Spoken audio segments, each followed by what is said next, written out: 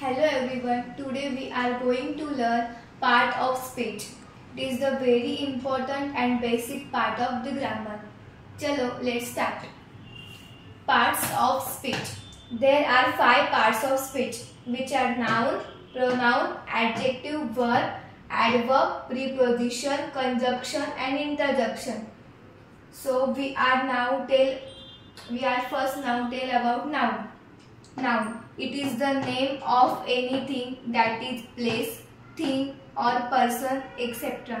Noun ही अशी एक is the name of anything that is place, thing or person. Noun म्हणजेच काय तर कुठल्या व्यक्तीचं, गावाचं किंवा एखाद्या वस्तूचं नाव त्याला आपण नाउन म्हणतो. जसं की एक्झाम्पल मी लिहिलंय सोनू पुणे बुक. त्याच्यानंतर आपण 5 टाइप्स ऑफ नाउन बघणार आहोत. There are 5 types of noun which are common noun, proper noun, collective noun, abstract noun and material noun. We are first talking about the common noun. It is used to for all things that is animal and places. Common noun म्हणजे काय तर आपण सगळ्या वस्तूंसाठी सगळ्या प्लेसेससाठी एक common नाव वापरू शकतो. आपण त्याला म्हणतो कॉमन नाव. जसं की गर्ल आणि व्हिलेज. गर्ल हे झालं कॉमन नाउन, पण ती गर्ल कोणती, त्या गर्लचं नाव काय हे झालं प्रॉपर नाउन. दुसरं टाइप आहे proper noun. It is the name given to particular place thing. म्हणजेच आता तुम्हाला मी सांगितलं होतं की गर्ल हे झालं कॉमन नाउन, पण त्या गर्लचं नाव काय तर आपण लिहिलंय मोनिका, तर हे झालं तिचं पर्टिक्युलर नेम, तर मग हे झालं प्रॉपर नाउन. आणि तिसरं आहे कलेक्टिव्ह नाउन.